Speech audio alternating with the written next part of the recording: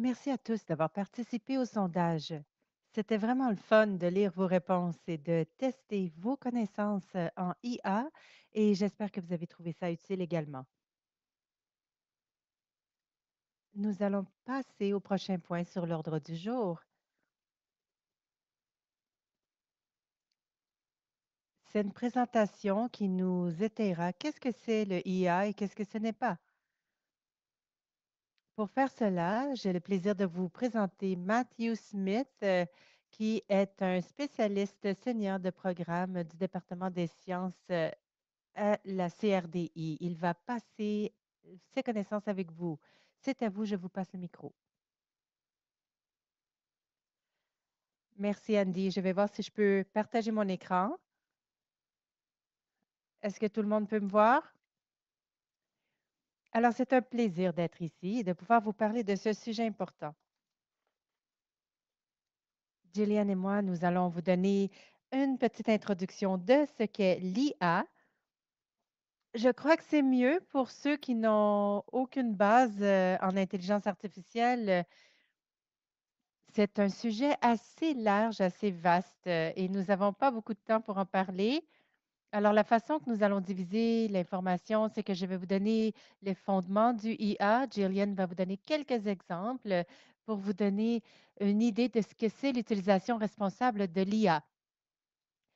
Moi, ce que je vais vous dire, ce sont les points que je pense qui sont les plus utiles à savoir et peut-être que je vais donner un peu de terminologie. Je sais que quelqu'un a dit, faites que ce soit un peu moins effrayant. Des fois, lorsqu'on comprend, on réduit notre niveau de peur et je crois que c'est le cas avec l'IA. Prenez note également que tous les graphiques qui ont qui seront présentés ont été créés par l'IA génératif. C'est un outil qui a été utilisé. Ce n'est pas moi qui a fait les graphiques. Alors, pour commencer, qu'est-ce que c'est le IA? Il y a plusieurs différentes définitions, mais ce qui les sous-tendent tous, c'est que l'IA est un domaine d'étude où les gens essaient d'émuler l'intelligence humaine. Je suis désolée, on ne voit pas votre écran si vous l'avez partagé. Ah, vous avez raison, nous avons sauté cette partie. Je m'en excuse.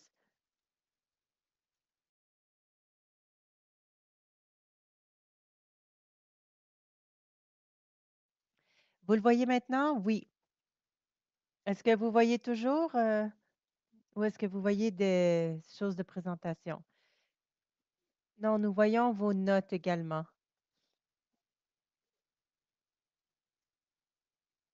Matt, peut-être que vous pourriez grossir l'image. C'est un peu petit à l'écran. Vraiment? Ben, je suis désolée parce que c'est énorme sur mon écran à moi. OK, je vais essayer une dernière fois.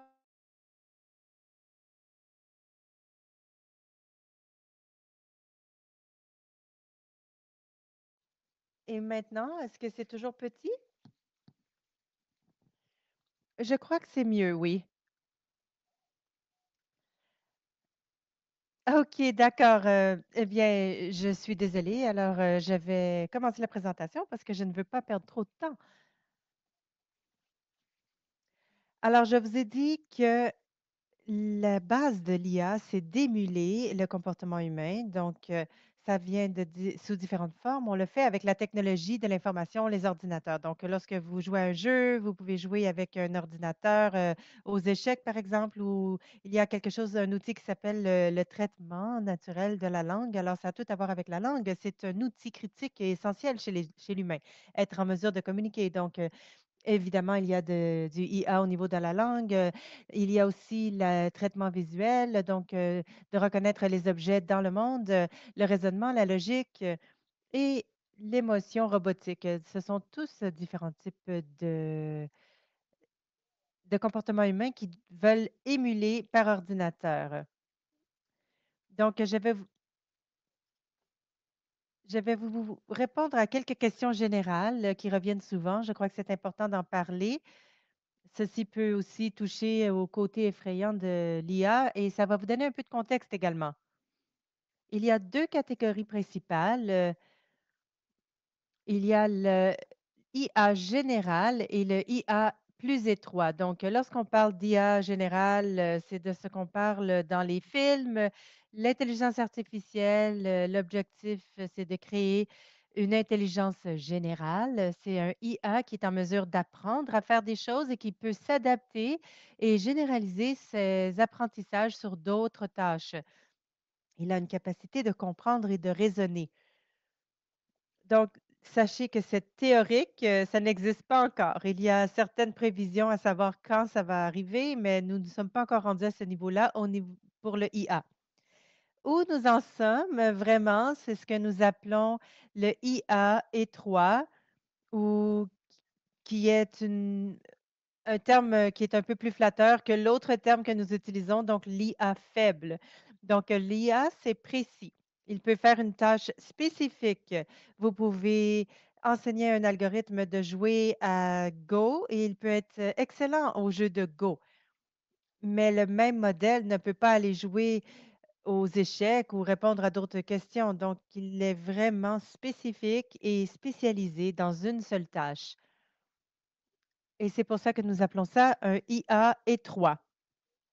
Donc, c'était les 2 paradigmes, les 2 catégories principales de l'IA jusqu'il y a environ 5 ou 6 ans.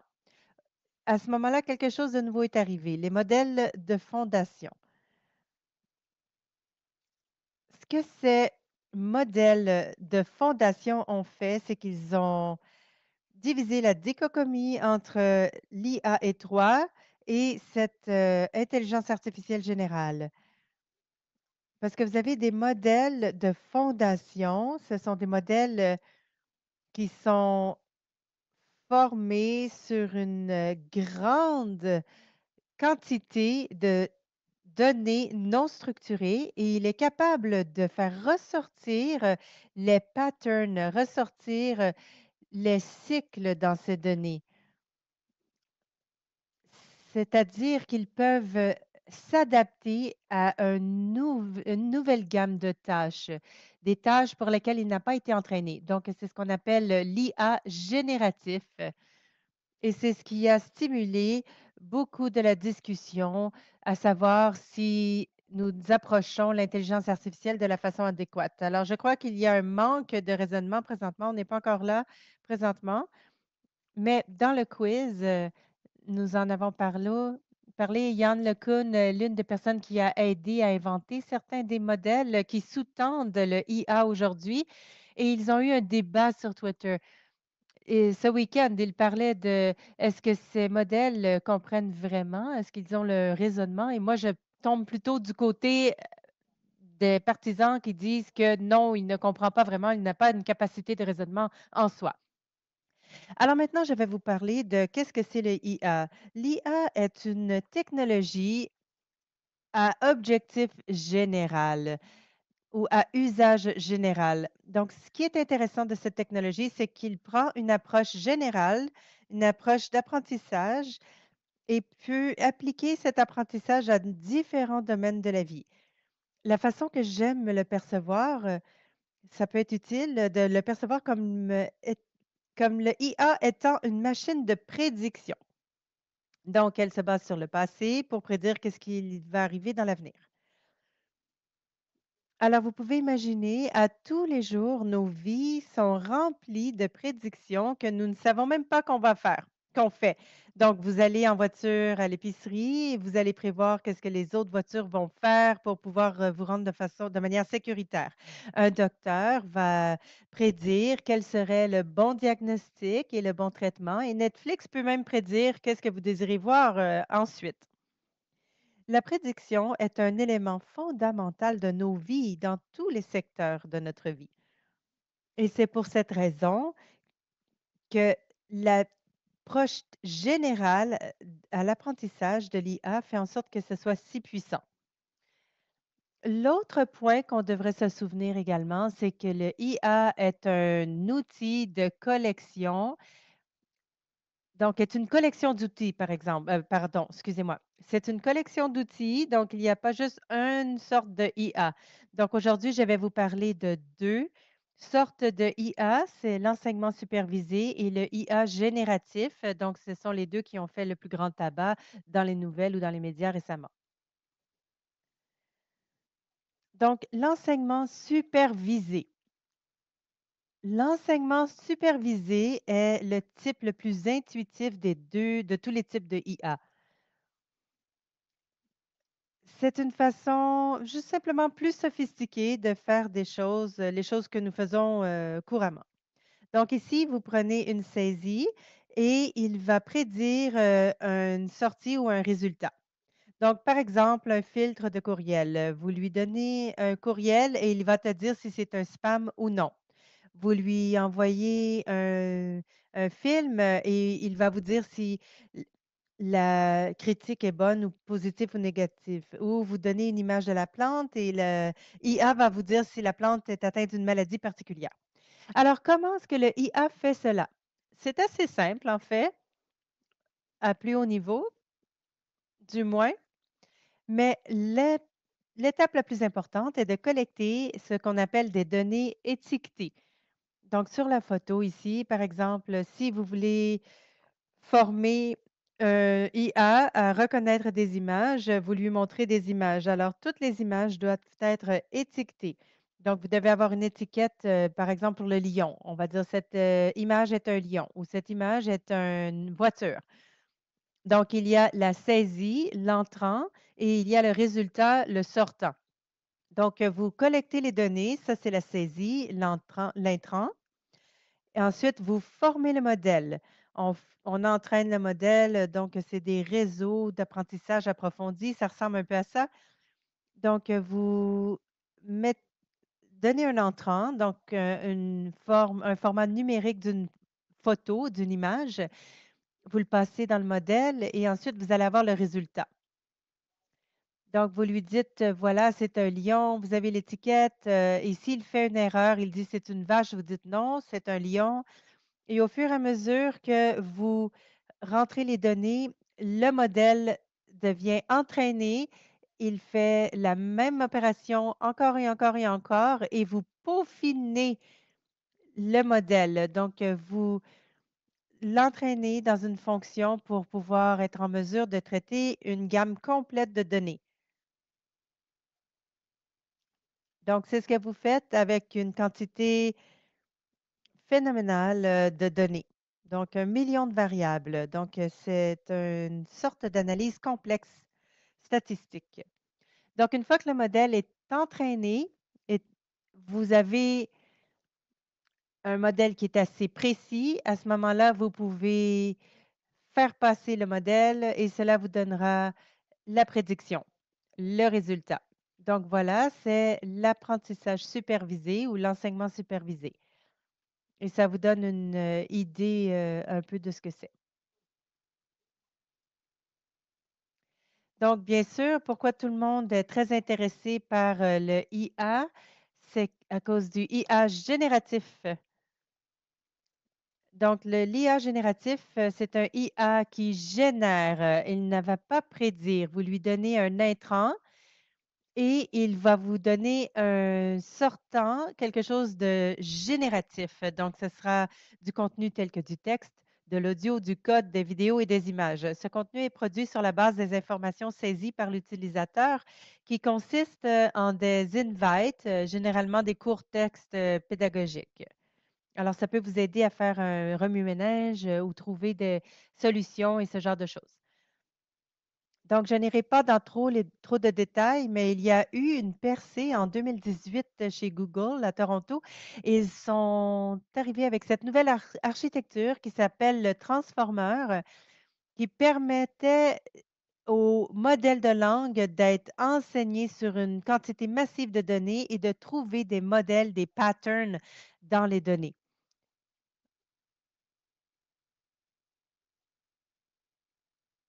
It's conceptually tough to get your head around. In 2021, when OpenAI trained GPT-3, I've seen this estimated to be 45 terabytes of data, which is, I guess, equivalent around 45 million books, for example. GPT-4, we don't know how much it was trained on, but the presumption is quite a bit more. So one of the interesting things about these models that they found out, and they didn't think. Une chose de ces modèles, c'est que c'est entraîné sur 45 millions de livres. Donc, c'est énormément de terabits sur lesquels ils sont entraînés. Mais comment ces modèles fonctionnent? Qu'est-ce qu'ils font au niveau fondamental? Donc, ce qui leur permet sont tellement d'être convaincants dans ce qu'ils fournissent comme données. Ce qu'ils font au niveau fondamental, c'est très simple, en fait, au niveau conceptuel. Et ils prédisent quels sont les prochains mots basés justement sur la séquence de mots qui ont précédé. Donc, ça continue à prédire jusqu'à la fin, jusqu'à l'élément de fin. Et c'est comme ça que ça fonctionne d'un niveau fondamental. Et donc, c'est le modèle qui va utiliser les prédictions. Et vous allez voir en face de vous, il y a plusieurs mots qui pourraient être utilisés. Donc, bleu, c'est le plus, peut-être, ça va être peut-être le plus, celui qui va être le plus utilisé, donc dépendamment de la créativité que vous le choisissez. Donc, c'est très intéressant si vous pouvez lui donner des données, par exemple un poème dans le style de Shakespeare, donc à propos d'un chien, par exemple. Et dans le modèle, vous avez des modèles de connexion entre les mots. Donc, c'est des motifs de répétition. Vous avez Shakespeare et Shakespeare qui est connecté avec d'autres mots. Et pour figurer justement ces patterns ou ces motifs autour des chiens et autour des poèmes. Et ensuite, ça active justement un peu ces données. Et ensuite, ça nourrit justement pour créer quelque chose. Ça leur permet d'être créatifs. Et un peu cette nouveauté justement en prédisant le potentiel des prochains mots. Et ça, c'est super si vous voulez être créatif. Évidemment, il y a des limitations à ces modèles. Et il y a beaucoup de limitations, mais je ne vais pas en parler trop longtemps. Mais la plus grande limite, en fait, à comprendre ici, et vous en avez entendu parler, c'est ce qui est important de comprendre.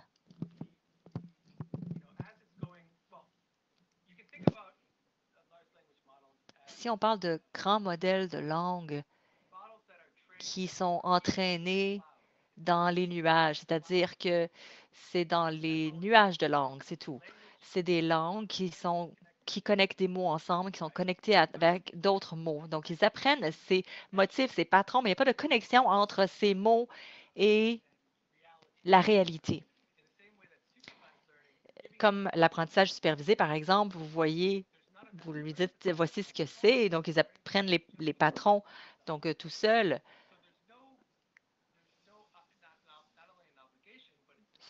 Ce n'est pas une obligation, mais c'est une formation pour prédire les prochains mots. Quelles sont les probabilités des prochains mots qui vont suivre dans la phrase? Donc, il n'est pas entraîné à être correct ou être vrai. Ils essaient de produire du langage qui est le plus plausible, pas nécessairement véritable. Donc, il y a beaucoup de potentiel, mais évidemment, l'IA ne sait pas ce qu'elle va dire. Elle connaît seulement le prochain mot qui va produire dans la phrase. C'est généré, donc c'est en train d'inventer ses réponses au fur et à mesure et ça tire ses réponses de plein d'endroits. En fait, de tous les endroits où l'IA a ses connexions. Et ça fait du sens. C'est bien si vous voulez être créatif, vous pouvez construire toutes sortes de choses, mais si votre intérêt, c'est la vérité et la certitude, donc c'est pas ce à quoi cette IA est entraînée.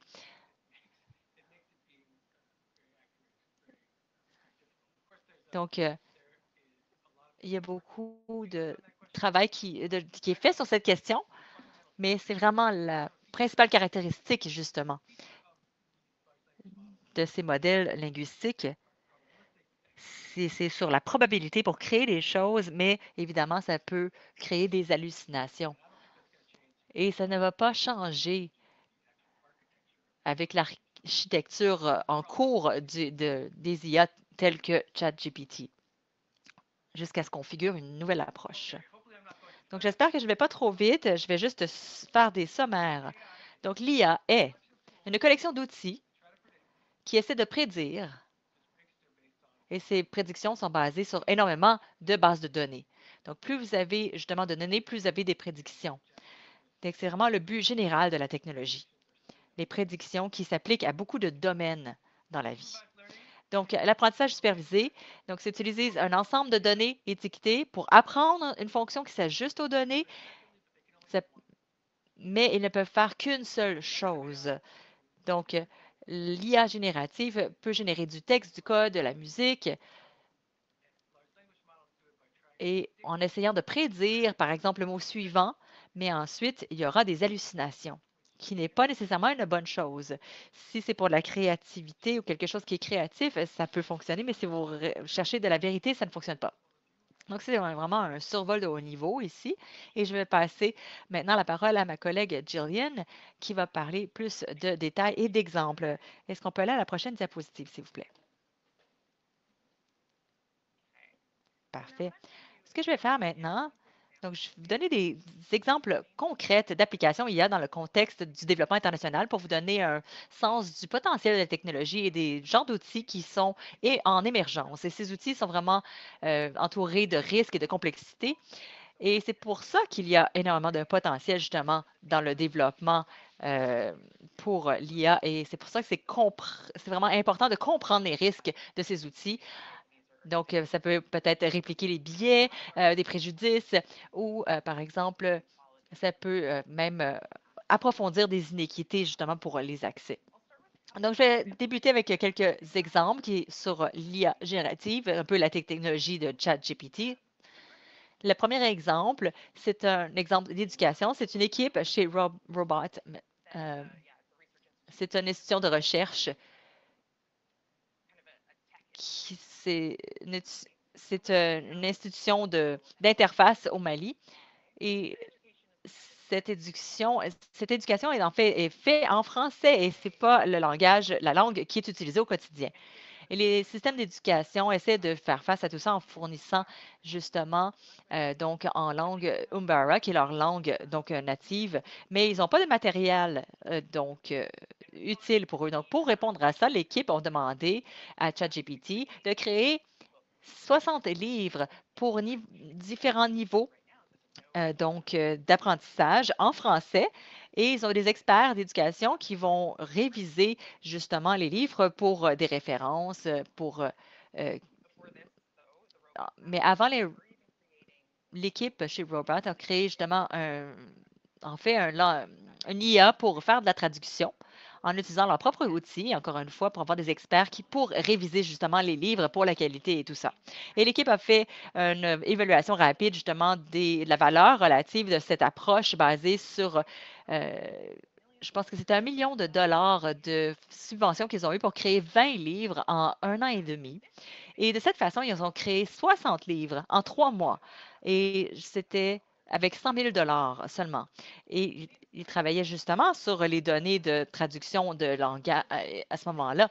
Mais ils ont estimé que c'était quelque chose comme 50 fois moins cher et c'est plus rapide. Et ces livres sont vraiment à utilisation gratuite. Et ça fonctionne à cause de leur outil de traduction qu'ils ont déjà en place. Et ils ont impliqué justement les éducateurs et les experts tout au long du processus. Donc, l'autre exemple, justement, c'est aux États-Unis. C'est une association des problèmes alimentaires, des désordres alimentaires, pardon. Avec ChatGPT, ils ont vu une opportunité pour être un peu plus, pouvoir répondre plus rapidement. Ils ont développé un robot qui puisse répondre à des questions, donc un chatbot. Et quand les gens ont commencé à l'utiliser, ils ont trouvé qu'avec quelques points, donc ils ont vraiment fourni des conseils, en fait, santé, des conseils de nutrition. Parce que ce type de conseils peuvent, en fait, être difficiles, dans le fond, pour les gens qui ont des problèmes de désordre alimentaire. Mais dans le temps, l'IA a fait plus que design originel. Donc, ça peut être un peu plus, donc, il fallait vraiment le superviser plus près pour ne pas aggraver les problèmes de désordre nutritionnel, de désordre alimentaire, pardon. Un autre, c'est un outil développé par dans les chercheurs, en fait, pour créer un prototype de traduction. Donc, par exemple, des langues, donc pas en Maui, mais le langage autochtone, par exemple. Il y a beaucoup de travail justement autour de cette traduction. Et c'est important parce que nous avons tous entendu des exemples d'IA et ces générateurs qui créent des images de femmes, par exemple, ou des hommes, par exemple, quand on recherche pour des recherches, par exemple, pour des docteurs ou même quand on recherche pour des femmes, on a des images génériques qui sont très sexy, par exemple. Pour les mêmes, il y a beaucoup de façons où nos langues, notre utilisation de la langue quotidienne peuvent limiter justement ces biais. Ce sont des problèmes, évidemment, de l'IA quand c'est utilisé à grande échelle. En français et en espagnol, par exemple, et en anglais, il y a plus d'efforts pour trouver et enlever les préjudices et les biais en réponse automatique, mais ce n'est pas vrai nécessairement dans toutes les langues qui ont moins de ressources à travers le monde. Donc, les résultats vont être moins qualitatifs et vont plus répliquer les biais et les préjudices qui sont en place. Donc, on veut mettre en place des outils pour justement rectifier ce tir. Et le prochain exemple sur celui-ci, encore une fois, donc l'IA, donc plus étroit, donc pas de ChatGPT. Donc en santé, donc c'est support au Kenya en santé reproductive. Ils utilisent depuis plusieurs années en utilisant un système de prompt, donc en envoyant des messages SMS pour leur rappeler aux les femmes pour des moments importants ou d'informations, donc avant et pendant euh, la, la grossesse. Donc, ça aide justement à la santé des femmes pendant leur grossesse. Et donc, ils ont ajouté l'IA dans leurs outils. Ils ont pu faire beaucoup de choses. Ils peuvent cibler leurs prompts et leur donner plus d'informations. Par exemple, ils peuvent savoir quand ils communiquer, par exemple, avec une adolescente qui est enceinte, par exemple, pour leur donner de l'information supplémentaire. Et le point important, c'est qu'ils peuvent répondre aux questions et ils peuvent utiliser l'IA pour faire un triage de ces questions. Donc, même d'envoyer vers des ressources, par exemple, ou donner de l'information de base. Mais la plupart du temps, les femmes vont dire que ils font de l'expérience, par exemple, des pertes de sang, par exemple, ou des maux de tête pendant un X nombre de temps. Et l'IA va pouvoir identifier le niveau de priorité, par exemple, pour un rappel d'un professionnel de la santé ou donner de l'information, par exemple, qui va être révisée par un professionnel de la santé. Et ça a été intégré maintenant dans les systèmes d'hôpitaux gouvernementaux. Et ils sont capables maintenant de fournir le service en Swahili en construisant leur modèle de traduction linguistique. Donc, c'est un bon candidat justement pour l'IA. Parce qu'en ce moment, il ne veut pas planifier d'utiliser l'IA parce qu'il y a beaucoup d'implications humaines pour que la qualité soit haute et pourquoi l'IA génère ses réponses. Il ne sait pas justement avec le temps si leur réponse va être avec haute qualité ou s'il doit avoir justement une bonne vérification ou supervision humaine des réponses de l'IA. Je ne vais pas prendre trop de temps, donc je ne vais pas passer à travers tout ça. Mais je vais dire rapidement, il y a beaucoup d'outils IA qui sont développés, par exemple dans le domaine du changement climatique, la protection diagnostique, de la gestion des eaux, par exemple, prédiction d'éducation. On voit des plateformes qui améliorent leur système d'éducation, créer justement des applications de traduction. C'est vraiment quelques points qui sont en cours en ce moment. Et si on peut aller à la prochaine diapositive. Et on a parlé, je pense qu'on a vraiment parlé beaucoup des risques de l'IA et je pense que c'est peut-être la plupart d'entre vous, dans le sondage, j'ai mentionné que c'est quelque chose qui vous soucie. Donc, c'est un gros sujet. Donc, c'est vraiment la première de la série que le CRDI va faire. J'espère qu'il va y avoir justement plus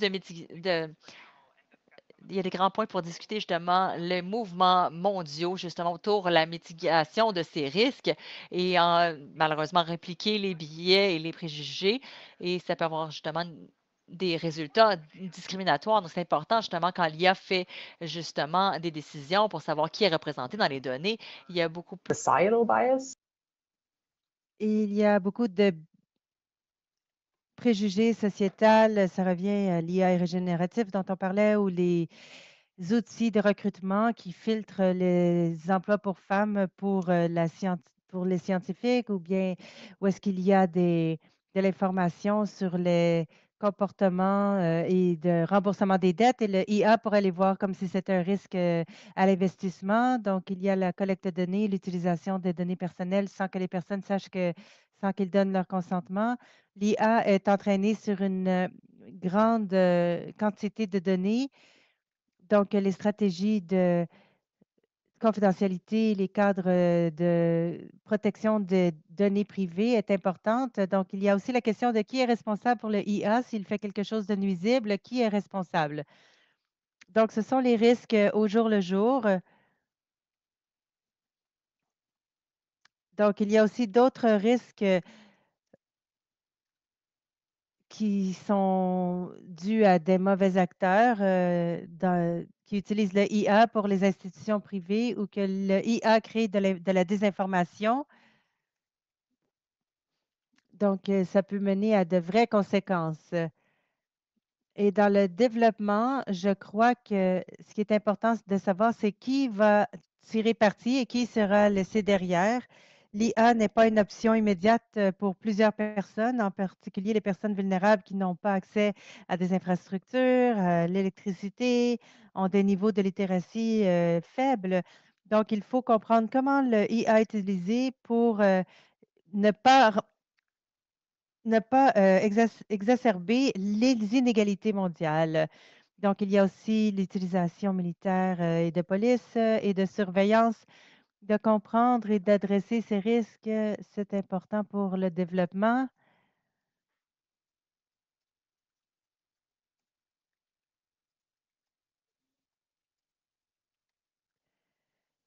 Donc, dans la sphère de la coopération internationale, nous essayons de comprendre comment le IA peut inclure le développement de façon à ne pas promouvoir les effets nuisibles. Donc ici, vous voyez que le IA responsable est centré sur l'humain, est juste, équitable, inclusif, respecte la vie privée, les droits de la personne et de la démocratie, et vise à contribuer positivement au public. Les systèmes d'IA responsables sont conçus pour se défendre contre les risques d'aggravation des inégalités et de l'exclusion. Ceci créerait plus de confiance dans les outils. Si on le sait qu'ils sont utilisés et développés pour servir le bien public, et les gens pourraient mieux comprendre qu'est-ce qu'ils sont et comment ils fonctionnent, et nous aiderait à se protéger contre ces risques de l'IA. Donc, des listes de vérification, des lignes directrices, des vérifications, elles sont tous en cours d'élaboration pour l'utilisation responsable de l'IA. La définition sur la diapo provient de GHI. Donc, c'est le Conseil consultatif multiparti des Nations unies sur l'IA responsable. Donc, il y a les recommandations de l'UNESCO sur l'éthique de l'intelligence artificielle qui a été adoptée par 193 États membres et qui montre la demande pour avoir ces lignes directrices. Et nous avons aussi le OECD, le principe de l'intelligence artificielle, et aussi des conseils qui incluent des personnes académiques, du secteur privé, du secteur public, et pour avoir un écosystème de responsabilité. Donc, je vais arrêter ici et je repasse la parole à Andy. Merci beaucoup, Gillian et Matthew, pour cette présentation très informative et pour les exemples que vous nous avez donnés sur l'utilisation du IA dans la santé et l'éducation. Alors maintenant, je vais passer à la prochaine partie de ce webinaire qui est une discussion de panel. Donc, je vais vous présenter nos deux panélistes. Nous avons Brian Ritchie, qui est le PDG de Command IA, qui va nous montrer qu'est-ce que c'est le AI autochtone, la perspective et les valeurs de l'IA. Nous avons également la chance d'être accompagnée de Micheline Ayoub, qui est directrice exécutive de durabilité à l'ère numérique et de Future Earth Canada. Micheline parlera de la durabilité de l'IA et de l'utilisation collaborative de l'IA. Donc, bienvenue à vous, Brian et Micheline. Donc, je passerai la parole à Brian en premier. Son micro est allumé et Micheline pourra se préparer à partager ses diapos par la suite. C'est à vous, Brian. Très bien, merci. Vous m'entendez? Donc, ma compagnie s'appelle Kama IA. Nous sommes une compagnie détenue par des Autochtones. Nous développons une intelligence conversationnelle. Ça ne ressemble pas à ChatGPT où est-ce que tu poses une question, tu reçois une réponse. Nous sommes aussi dans un espace que nous définissons comme l'IA émotionnelle. Nous avons une intelligence émotionnelle. Et Mathieu a mentionné quelque chose qui s'appelle l'analyse sémantique, d'être en mesure de comprendre est-ce que ça, c'est des mauvais mots? Est-ce que cette personne a une émotion négative? Ou même l'IA pourrait regarder le visage de la personne. Brian a l'air content, a l'air ravi, a l'air triste. Donc, ce sont différentes formes d'IA émotionnelle. Notre forme d'IA émotionnelle essaie de comprendre la signification sous-jacente à un mot. Donc, si on regarde les modèles générationnels de type langagier, comme Mathieu l'a dit, ils ne comprennent pas vraiment qu'est-ce que vous avez dit. Ils assemblent des mots ensemble, ils répondent à une demande et vous donnent un nombre de mots. Les mots semblent faire du sens, mais la machine ne comprend pas vraiment ce que vous avez dit et ce qu'elle vous répond. Elle ne comprend pas vraiment ce qui vous tient à cœur.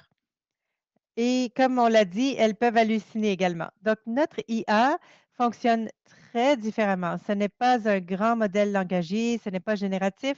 Notre modèle IA veut être plus comme un humain.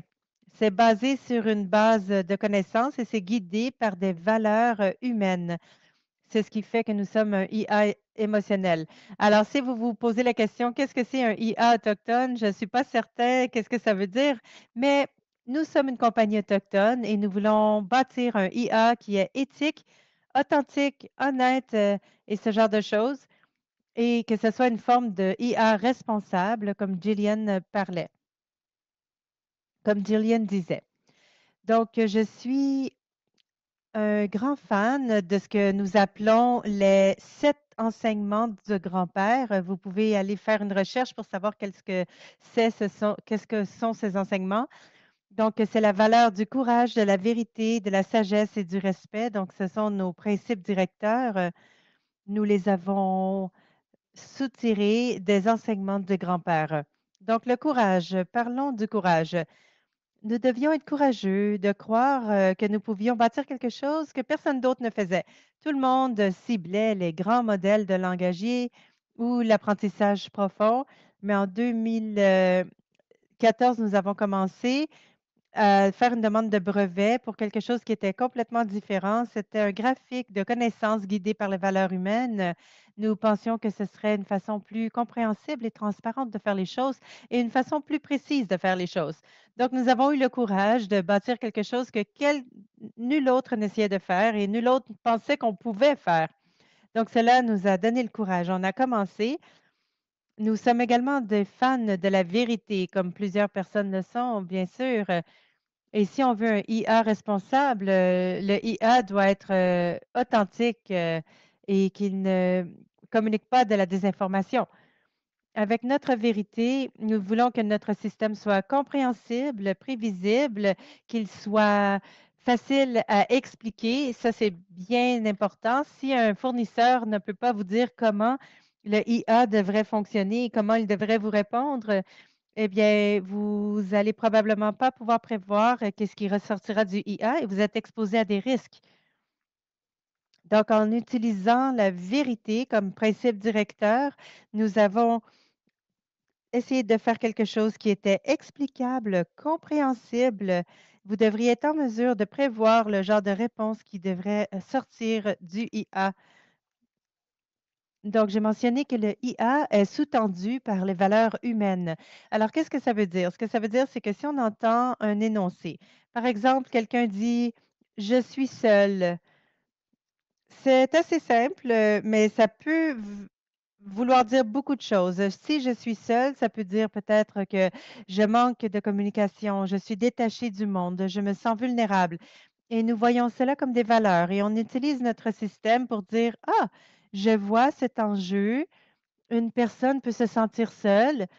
Maintenant, regardons les valeurs. Alors, les valeurs, c'est des compagnons négatifs, communication négative. Ils peuvent être notés dans notre système, comme vous avez entendu, de l'étiquetage. Nous avons parlé d'étiquetage plus tôt dans la présentation, mais pour nous, c'est comme une étiquette. Donc, d'avoir un compagnon et nous donnons une note. Alors, peut-être -4 au niveau d'avoir un compagnon et ça montre que c'est une situation vulnérable. Donc, l'une des choses qu'on utilise pour nous guider aussi, c'est la sagesse. Donc, si nous voulons donner la valeur à la sagesse, nous donnons la valeur aux gens. Les gens rentrent l'information dans la base de données et l'information provient de leurs expériences. Donc, nous appelons notre solution une intelligence expérimentale conceptualisée. Donc, ça a été élaboré sur la base des expériences des vrais gens. Donc, on dirait, quelle est la meilleure façon de faire ceci ou faire cela? Vous allez obtenir des réponses qui proviennent des gens. Donc, les gens, ça peut être les experts sur le sujet dans le domaine du marketing, ça peut être des personnes au niveau de l'environnement, de la gouvernance, qui veulent parler au monde de ce qu'ils font pour la planète ou pour la société. Alors, ce sont ces mots qui ressortent. Donc, nous ne sommes pas des nous utilisons ce genre d'outils dans notre système, mais ces outils sont faits pour faire une ébauche qui doit être révisée par un humain. Et l'humain va dire, OK, j'ai révisé cette documentation, j'en suis responsable et je l'approuve. Donc voilà, c'est comme ça qu'on utilise les principes directeurs des enseignements des 7 grands-pères pour bâtir notre solution IA. Juliane a parlé beaucoup de IA responsable. J'aimerais vous dire que depuis la semaine passée, nous sommes très heureux d'avoir approuvé le Code de conduite du Canada comme étant, nous avons été approuvés par le Code de conduite du Canada comme étant un IA responsable. Nous sommes très heureux de pouvoir faire cela.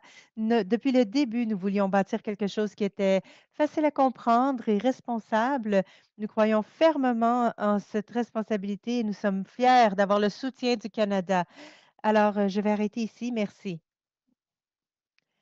Merci beaucoup, Brian, d'avoir partagé. Micheline, je vais vous passer la parole. Je vais partager mon écran.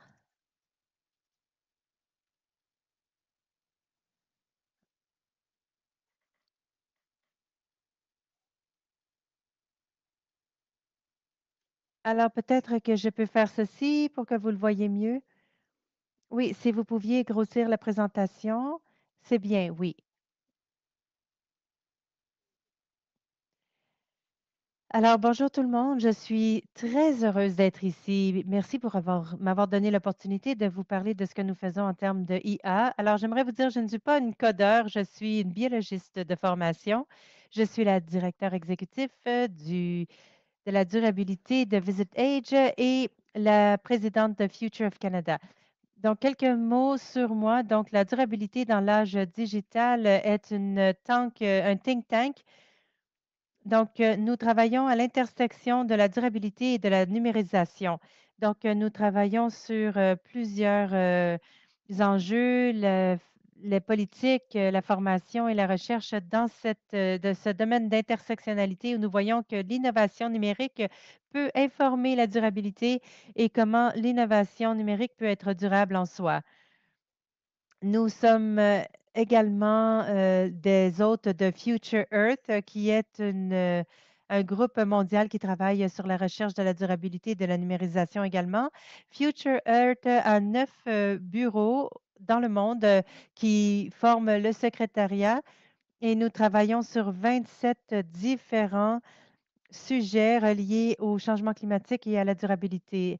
La raison pour laquelle je suis ici aujourd'hui, c'est pour vous parler d'exemples de la façon dont nous utilisons le IA dans le développement ou dans la collaboration. Donc, nous le faisons de façon très éthique. Alors, premièrement, nous avons un projet en Afrique. Nous voulons que ce soit précis et nous espérons pouvoir l'étendre dans des pays voisins avec ce projet pilote. Ce projet pilote s'appelait le, le DISA, donc des enseignements basés sur les données pour l'agriculture durable. Donc, nous avons des images satellites de Future Earth et MILA, c'est l'Institut de l'intelligence artificielle du Québec. Nous avons le docteur Benjou, c'est la personne qui a fondé MILA. Il est à la tête de MILA. Nous travaillons aussi avec la CRDI, qui est le Centre de recherche régional au Rwanda. Il travaille sur l'agriculture et la santé des sols. L'IPERA est une compagnie start-up au Rwanda également, à l'université. Et nous avons également CIFOR, qui est un centre de recherche qui travaille sur l'agroforesterie. Ce que nous faisons, c'est que nous collectons des données à travers avec des sondages, des données des fermiers. Quand est-ce que la ferme commence? Quand est-ce qu'elle finit? Quand font-ils les plantations? Quand font-ils la récolte? Est-ce qu'ils travaillent de façon durable? Et est-ce qu'ils utilisent l'agriculture régénérative? De la même façon, nous utilisons le IA pour obtenir des images satellites de 815 fermes. Et en utilisant le IA et en faisant l'analyse de ces images satellites, nous sommes en mesure de prévenir la séquestration carbone et la biodiversité qui pourrait peut-être être améliorée en utilisant ces méthodes d'agriculture régénérative.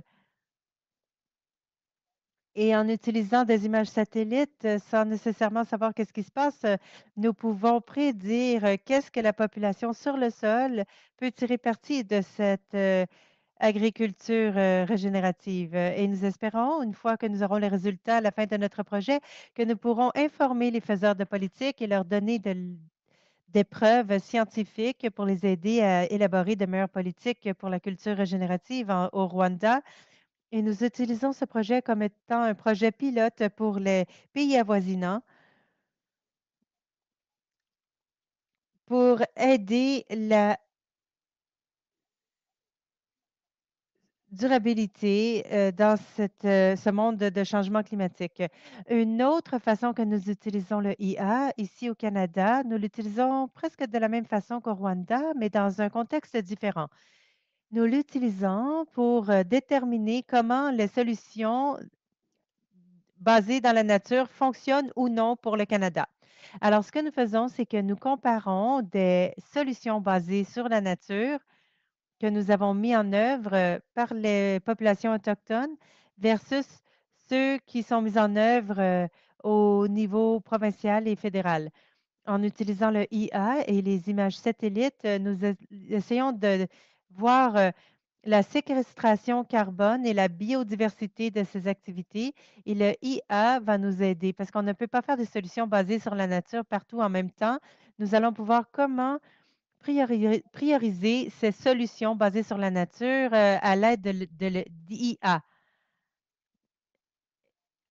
Et c'est avec Future Earth, les universités et les différentes populations autochtones qui nous fournissent les données, nous donnent du soutien et des conseils sur la façon dont traiter différents enjeux reliés aux données et l'applicabilité du IA. Et nous sommes soutenus par DOS Unlimited Canada, Maitas et Microsoft dans ce cas-ci. Nous faisons partie aussi d'une coalition internationale, la Coalition pour la durabilité environnementale. Comme je l'ai mentionné au début, nous travaillons sur comment la durabilité peut être aidé par les outils numériques, mais aussi comment les outils numériques peuvent être durables eux-mêmes aussi. Alors, nous nous alignons avec les avancées et l'innovation des outils numériques qui visent la durabilité en soi. Environment Program, the International Science Council, the Office. On travaille avec la collaboration internationale et avec le ministère de l'Environnement et sur le changement climatique du Kenya et avec l'agence allemande également du changement climatique.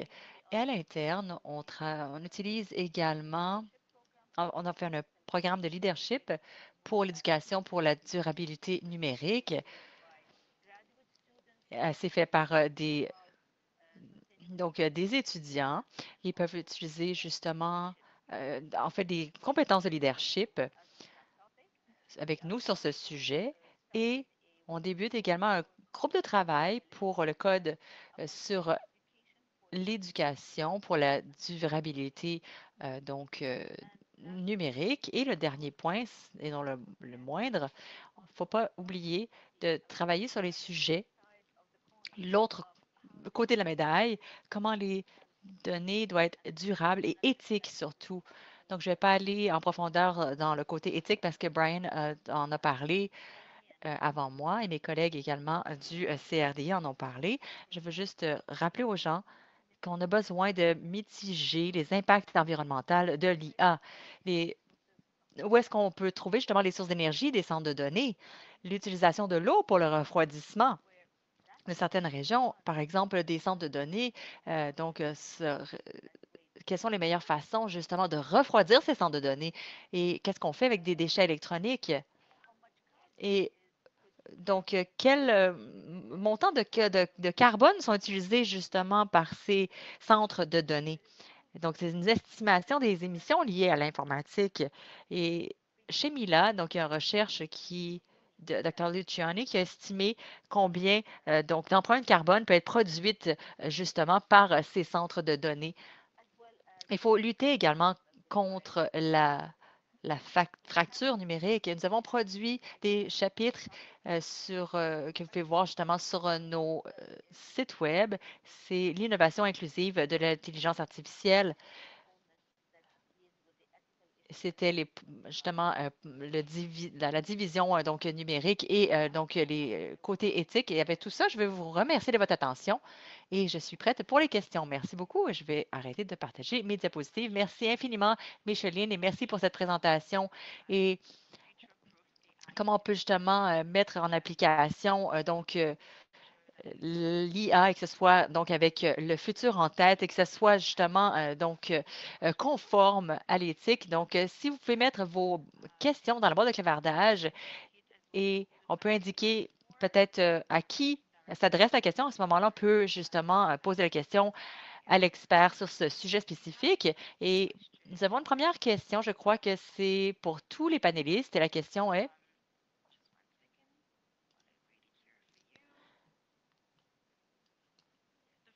la première question, est-ce qu'il y a quelque chose que les gens peuvent faire? Ah non, je suis désolée, ce n'est pas la bonne question.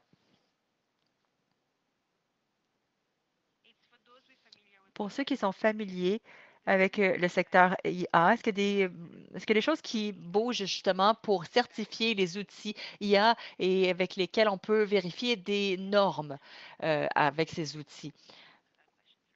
Donc, est-ce qu'il y a quelqu'un qui peut répondre à cette question en premier pour essayer de normaliser, d'appliquer des standards ou des normes sur les outils IA? Donc oui, je peux partager un peu mes réflexions là-dessus. Définitivement, il y a beaucoup justement de discussions là-dessus. Je n'ai pas les informations exactes sur ce qui est là à l'extérieur. Il y a beaucoup d'outils, donc de vérification, par exemple, qui sont en développement en ce moment. Il y a des guides lignes, justement, qui sont en place pour justement développer des outils IA. Mais en termes de une certification spécifique dans un domaine. Je pense qu'il y a beaucoup de choses à comprendre, justement, qu'est-ce que ça veut dire dans certains contextes, dépendamment de certains secteurs. Par exemple, en domaine de la santé, c'est très différent dans d'autres espaces et ça va peut-être plus rapide, en fait, dans le domaine de la santé que dans d'autres domaines. Je pense que ça, c'est qui se sent bien, beaucoup de leadership et qui est développé justement dans les Nations unies, pardon, dans l'Union européenne qui sont développés et ils ne sont pas très clairs justement sur le cadre de travail de règlement sur l'IA, ce qu'ils ont besoin de mentionner ou de justifier. Et ce qui manque encore, c'est cet environnement de règlement ou de juridiction, pardon, et ça doit être meilleur, il doit y avoir une meilleure formulation dans le futur, mais il y a beaucoup de choses, de discussions justement sur des outils de vérification ou de certification, mais il n'y a pas une seule chose qui est sortie en fait à l'extérieur des bases gouvernementales qui peut le faire en ce moment. Je ne sais pas s'il y a quelqu'un d'autre qui qui a entendu parler de quelque chose qui est sorti récemment. Non. Merci beaucoup, Jillian.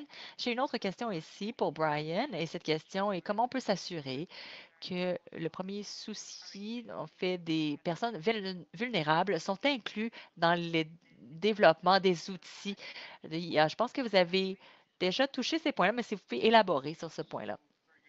C'est une très bonne question, en fait, et merci. Notre but, c'est que l'IA devrait être accessible.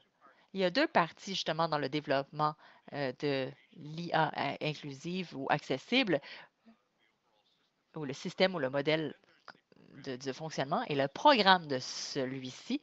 Donc, pour nous, c'est un programme code zéro. Il y a Gartner qui est un chercheur justement qui va diriger justement cette recherche indépendante pour des compagnies technologiques.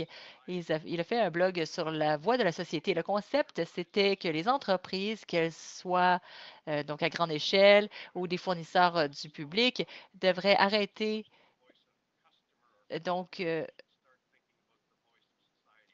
arrêter de penser à la voix du consommateur, mais plutôt à la voix de la société. Donc, on se soucie justement de la durabilité des matériaux, et c'est là où est-ce que si on fait un bon travail là-dessus, c'est là où les consommateurs vont mettre leurs sous.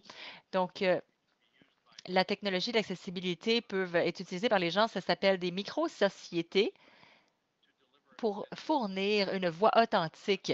Pour nous, c'est notre but de développer une plateforme accessible qui peut être utilisée par des gens qui sont détenteurs des connaissances et qui peuvent fournir leurs messages authentiques, leurs instructions, leur voix, leur tradition authentique, leur sagesse, peu importe ce que c'est.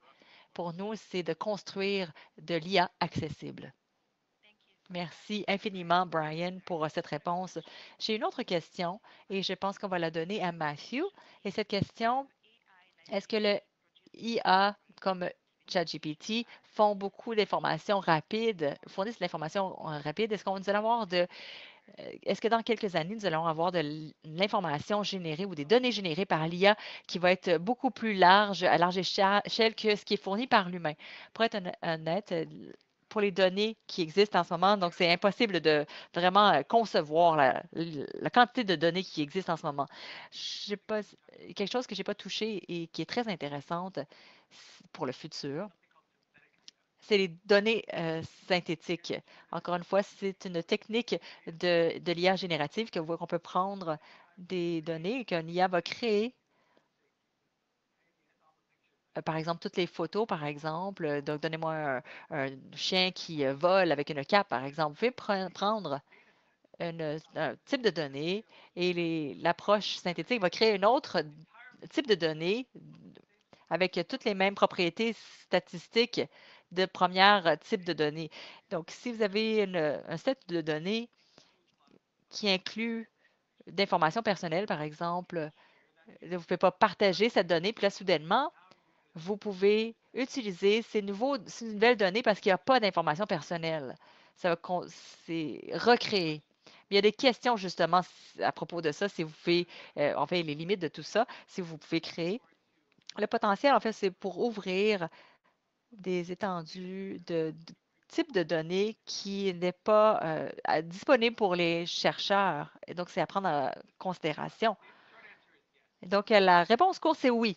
Donc, oui, on y sommes déjà, en fait, et ça va probablement augmenter dans le futur. Donc, l'IA générative, c'est de créer des données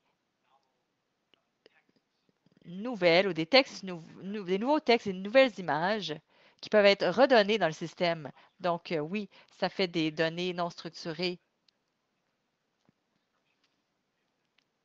Je ne sais pas si ça fait du sens. Merci beaucoup, Matthew. Il y a une question pour Micheline ici. Et la question, est-ce que l'IA est différente des autres solutions qui nous sont parvenues dans l'espace de développement? Est-ce que vous pouvez justement partager selon votre perspective? Les solutions numériques sont très utiles et quelquefois sont beaucoup plus faciles à mettre nos mains dessus dans certains domaines ou à certaines parties du monde. Et définitivement, l'IA, comme la façon que je le vois, parce que j'ai travaillé un petit peu, ça va nous permettre de faire certaines choses que, que ce que nous avons, par exemple, sur nos téléphones, les outils simples que nous avons sur nos téléphones, tout le monde peut les utiliser. Donc, ChatGPT peut être utilisé par tout le monde en ce moment. Et ça peut nous donner des informations que d'autres outils ne peuvent pas nous donner. Donc, ça peut aider à mimiquer un peu ce que Mathieu a dit. Donc, oui, je vais dire ce qu'il a dit. La réponse courte, c'est oui, ça peut être très, très rempli de pouvoir et ça peut être très, très utile. Donc, par exemple, les rapports de Microsoft, par exemple, ou de Google, ou les groupes de consultation sur le sujet de comment l'IA est utilisée en durabilité et sur les sujets environnementaux, c'est très abondant et ils font beaucoup de choses qu'ils n'étaient pas capables de faire auparavant. Merci infiniment, Micheline. Je pense que nous sommes donc arrivés presque à la fin du webinaire et je vais inviter donc le directeur des chefs des opérations, donc Keith Higgins, pour faire des remarques finales. Keith Higgins. Donc, merci infiniment à tous les panélistes et pour votre participation et pour toutes les personnes qui ont posé les questions dans le boîte de clavardage. Merci beaucoup à vous, Kate. Merci beaucoup. I definitely learned a lot over the last hour and a bit. So a huge thank you to Matt.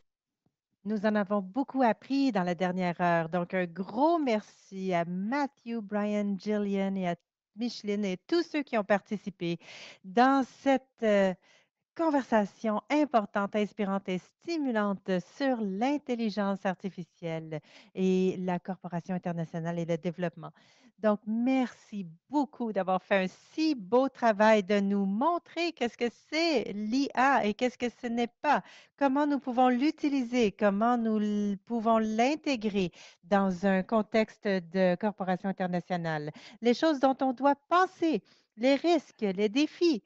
Alors, à quelqu'un comme moi qui n'est vraiment pas trop bonne avec le IA et qui essaie de réfléchir à qu'est-ce que ça veut dire cette transformation pour notre monde, je vous dis mes remerciements très sincères. Donc, c'est intéressant de réfléchir à certaines des considérations éthiques, l'inclusivité, l'accessibilité, la représentation, la durabilité, plusieurs des enjeux que vous avez mentionnés aujourd'hui et de penser à tout cela dans le contexte d'exploiter la puissance du IA, mais de vraiment démontrer que nous le faisons de façon accessible, éthique et responsable et sensible à la culture.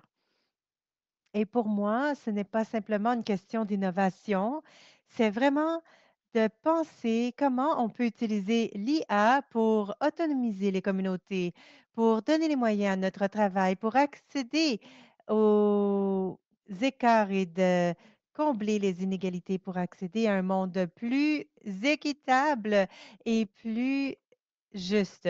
Et de s'associer à nous dans ce parcours pour explorer un aspect clé de la transformation numérique qui se déroule sous nos yeux.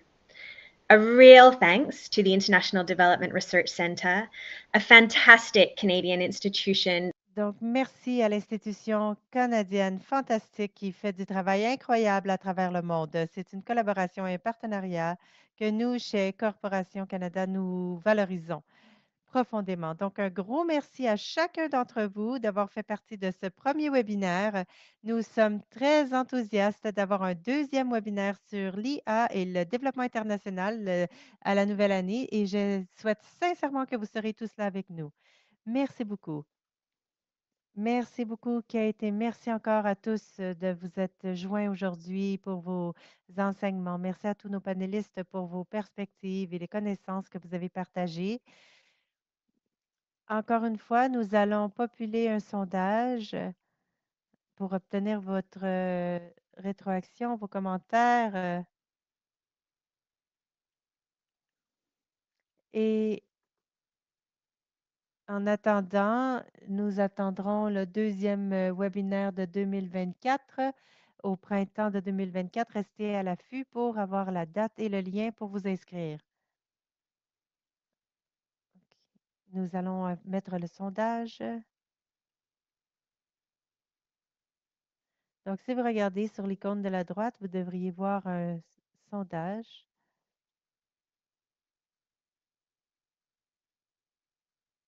Merci, Fraser.